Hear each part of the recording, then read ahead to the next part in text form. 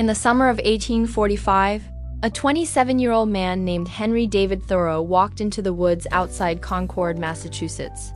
He built a small cabin with his own hands and moved in. He stayed for 2 years, 2 months, and 2 days. He kept records of every cent he spent. He grew beans. He swam in the pond before sunrise. Everything he did there was deliberate, chosen on purpose. After thinking, Thoreau was not running away from anything.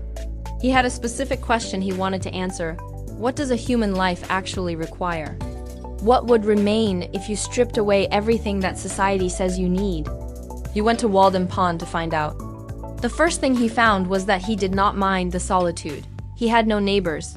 The nearest house was a mile away. He could spend an entire day without speaking to a single person. Most people would call this lonely. Thoreau called it necessary. Solitude, he wrote, is not measured by the miles of space that surround you. It is measured by whether you are fully present to what is in front of you. Thoreau titled his first and longest chapter Economy, not Economics, Economy. The deliberate management of what you have and what you truly need. He was frugal in a way that most people in Concord found baffling. In 1845, the average farmer near Concord spent his entire working life paying off a debt on a farm he would never fully own. Thoreau built his cabin for $28.12. He wrote it all down. Every nail, every board foot of lumber, every cent of food for a year. Being frugal was not poverty, it was precision. You cannot be free, he argued, if you are always working off a debt you took on without thinking. His goal was to subsist on as little as possible, not as deprivation, but as a form of independence. He grew enough beans to eat, and enough to sell to cover his other expenses. He did not try to get rich, he tried to get free. Subsisting on his own labor meant that his time was genuinely his, that he could spend a morning watching the ice melt on the pond, or an afternoon reading Homer in Greek without owing anyone an explanation. What made this possible was his refusal of the superfluous, from the Latin super above, beyond plus fluere, to flow, literally, to overflow. To have so much that it spills past the edge. This root, fluere, flows through many English words. Thoreau's argument was simple. Most of what people accumulate is superfluous. It overflows into their lives and then demands to be maintained, insured, stored, and worried about. He chose not to let it in the first place. So he renounced it, formally and without apology. He renounced the railroad, the newspaper, the dinner invitation he did not feel like attending. He renounced the idea that busyness was the same as meaning, or that owning more things made a life more valuable. This was not nostalgia. Thoreau was not against progress. He just wanted to know the difference between what he actually chose and what he had simply inherited from everyone around him. Instead of accumulating, he cultivated. From the Latin cultus, the past participle of colri, to till, to tend, to care for. This root colri is one of the oldest in Latin, culture, the tilling of the mind. What do people tend and grow over generations? Thoreau cultivated beans. He also cultivated patience. And he cultivated attention, the slow, practiced kind that notices what is actually happening in a patch of earth, rather than moving past it. His life at Walden was, by any measure, ascetic. The word sounds harsh. In practice, for Thoreau, it was the opposite. An ascetic life is not a deprived one, it is a cleared one. When you have removed everything unnecessary, what remains has room to be itself. The cabin was small, the days were long. The silence was complete. And he found that none of this was a sacrifice. It was a discovery. Thoreau's mornings at Walden Pond were serene. He would swim in the pond before anyone else was awake. He would sit on his doorstep for hours, watching the light move across the water. He called these hours his growth time. He was not doing nothing. He was being completely still in the middle of an ordinary day. The woods around the pond were pristine in a way that the town was not. Concord in 1845 was already being reshaped. The railroad had arrived, mills were running, trees were coming down along the river. The woods around Walden Pond were one of the last places nearby where you could walk for a full afternoon and hear no machinery. Pristine does not mean perfect. It means that the original thing, the thing that was there before, is still there. He liked to meander through it. He walked 4 or 5 hours every day, with no particular route in mind. The word itself is named after the Meander River in modern Turkey, which curves and winds so dramatically across the landscape. Thoreau's walks were meanders in every sense. He went where his attention led him, turning aside whenever something seemed worth examining.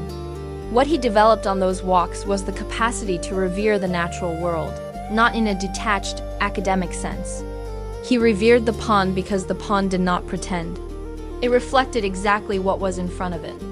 It froze and thawed on its own schedule. It did not perform for anyone. Thoreau admired this deeply. He had grown tired of things that performed. What the woods gave him, more than anything, was the ability to discern. To discern is to distinguish. To look at a complicated surface and identify what is actually there. Thoreau learned to discern which bird was singing before he saw it, which clouds would bring rain, which plants were edible and which were not. But the deeper discernment was quieter.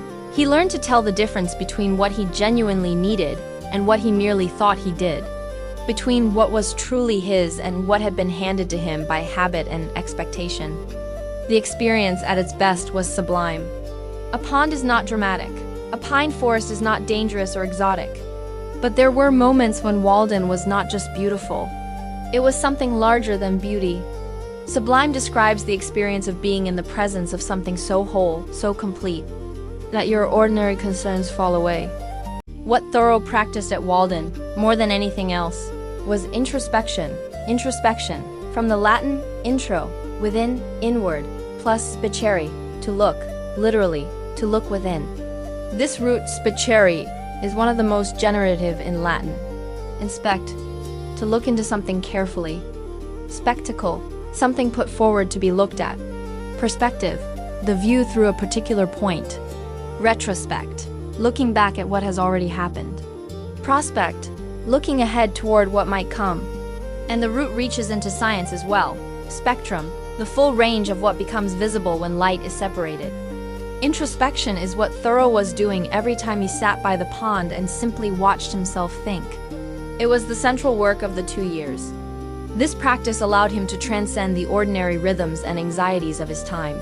Transcend, from the Latin trans, across, beyond, plus scander, to climb. Literally, to climb across. This root, scander, appears in unexpected places. Ascend, to climb upward. Descend, to climb downward.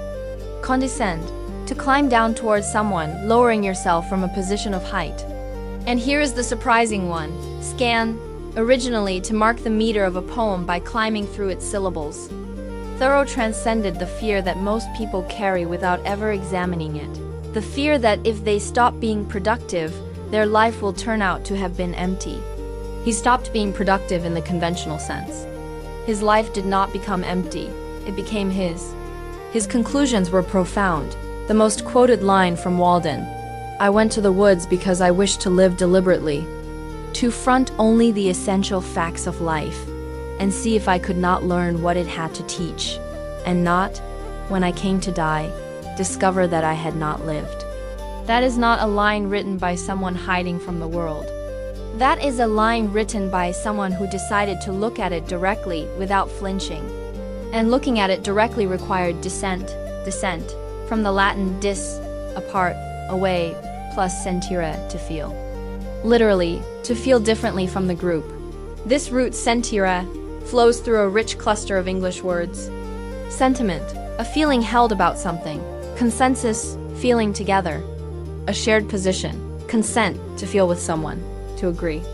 Assent, to feel towards something, to nod along. Resent, to feel again and again, to hold a grievance that will not release. And sentient, capable of feeling, fully conscious and aware. Thoreau's dissent was not about being difficult. He disagreed with the direction of his society because he had examined the evidence and arrived at a different conclusion. He thought most people were spending their lives on things they had never chosen. His specific target was conformity.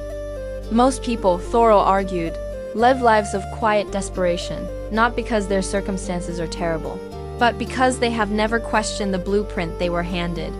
They conform to a schedule, a set of ambitions, a definition of success that they did not choose and have never examined. Conformity is not always forced on you from outside. Sometimes it is simply easier and no one questions the easy thing. Which brought him to the word expedient. Thoreau used this word carefully and critically. The expedient choice is the one that avoids friction, that keeps everyone comfortable, that does not require explanation or defense. Conformity is expedient. Staying on the well-worn road is expedient. What Thoreau found at Walden was that expedient choices accumulate quietly, one after another, until they become a life. And one day you look up and realize that none of it was actually chosen. He left Walden in September 1847. He returned to Concord, took back his room, and eventually published the book. He had not solved anything. He had only asked the question clearly. The question, once asked, does not go away.